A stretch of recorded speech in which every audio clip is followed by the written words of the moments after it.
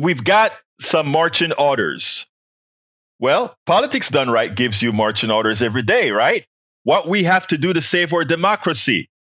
But you know, that guy that we love because he revived the progressive movement in the United States and he almost pulled it off. He almost pulled it off.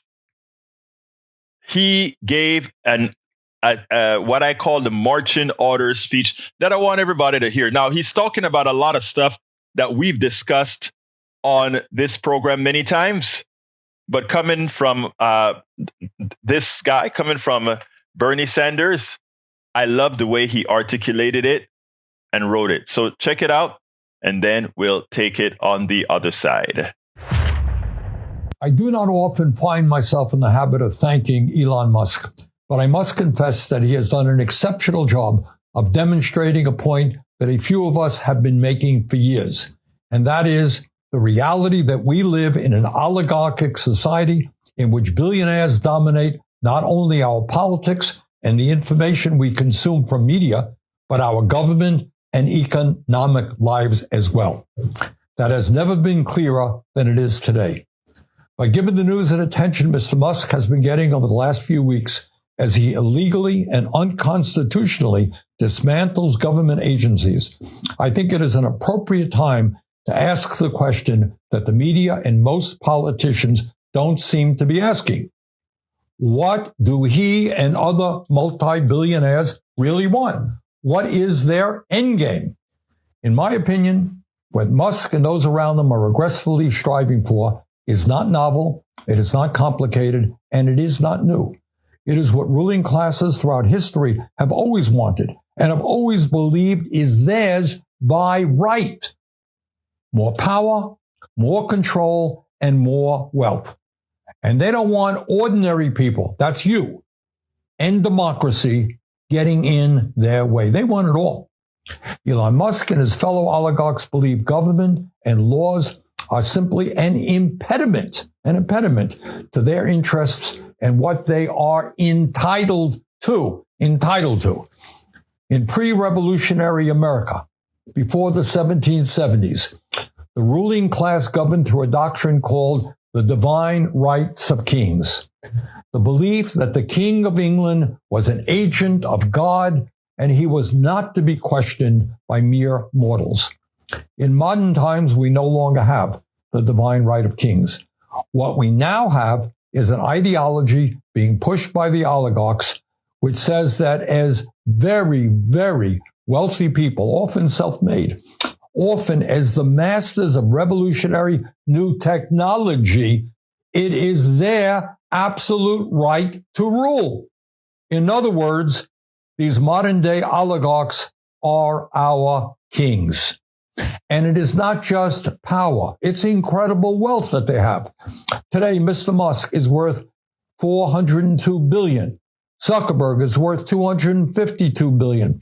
Bezos is worth $249 billion. With combined wealth of over $900 billion, these three people own more wealth than the bottom half of American society. Not surprisingly, since Trump was elected, their wealth has soared.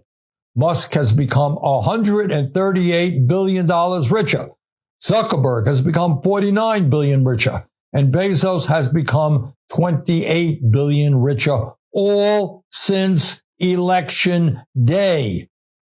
Meanwhile, while the very rich become much richer, 60% of Americans live paycheck to paychecks. 85 million are uninsured or underinsured. 25% of seniors are trying to survive on $15,000 a year or less. 800,000 are homeless, and we have the highest rate of childhood poverty of almost any major country on earth. Do you think for 1 second that the oligarchs give a damn about working people? Trust me, they don't. Musk's decision to dismember USAID means that tens of thousands of the poorest people around the world will go hungry or die of preventable diseases. But it's not just abroad. Here in the United States, They will soon be going after the healthcare, nutrition, housing, and educational programs to protect the most vulnerable people in our country, all so that Congress can provide huge tax breaks for them and their fellow billionaires. As modern-day kings who believe they have the absolute right to rule, they will sacrifice without hesitation the well-being of working people to protect their interests. Further, they will use the enormous media operations they own to deflect attention away from the impact of their policies while they entertain us to death. Mr. Musk owns Twitter. Mr. Zuckerberg owns Meta, which includes Facebook and Instagram, and Mr. Bezos owns the Washington Post and Twitch. Further, they and their fellow oligarchs will continue to spend huge amounts of money to buy politicians in both major political parties. Bottom line, the oligarchs, with their enormous resources, are waging a war against the working class of this country, and it is a war that they are intent on winning. Now, I'm not going to kid you. The problems this country faces right now are extremely serious. The economy is rigged. Our campaign finance system is corrupt. And we are struggling to control climate change, an existential threat to our planet, among many, many other important issues. But this is what I do know.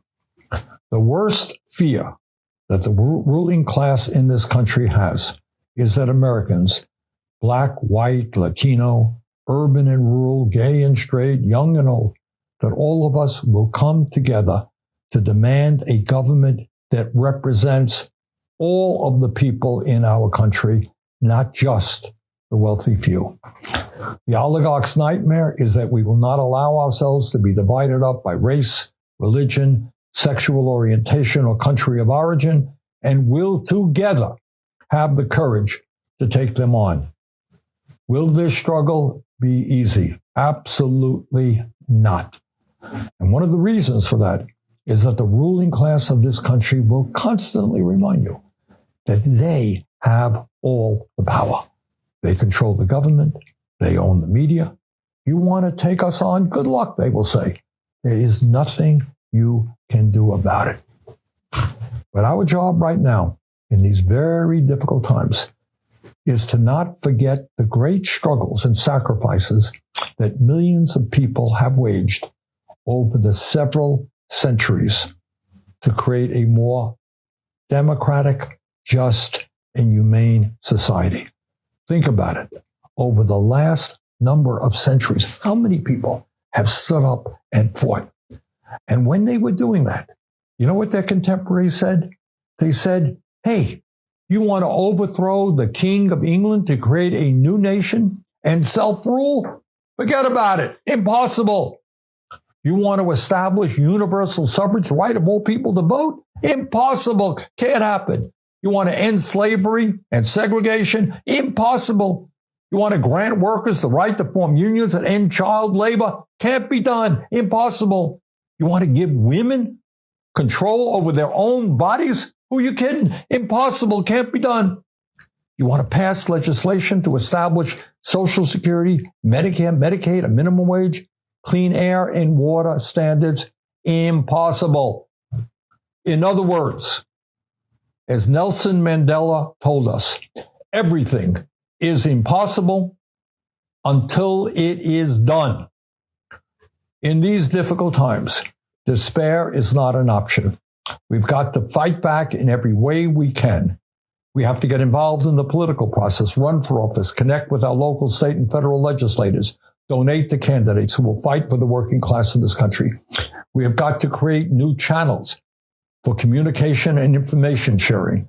We have to volunteer not just politically, but to build community locally.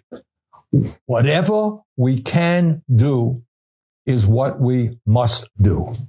Needless to say, I intend to do my part, both inside the Beltway and traveling throughout the country, to stand up for working families and to take on the oligarchy. In the days, weeks, and months ahead, I hope you will join me in that struggle.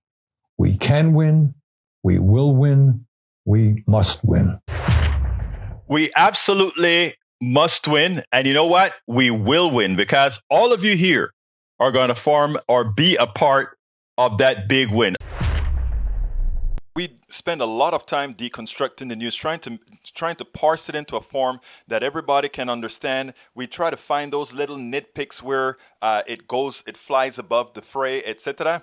If you really like these videos that we do, I want to ask a big favor. Please go ahead. Number one, subscribe to our channel. And number two, please join if you can. Thank you so kindly for watching. Keep watching. Please remember to share. We must populate the entire internet with our progressive message, a message that we know is what most Americans say that they want. So help us, please join.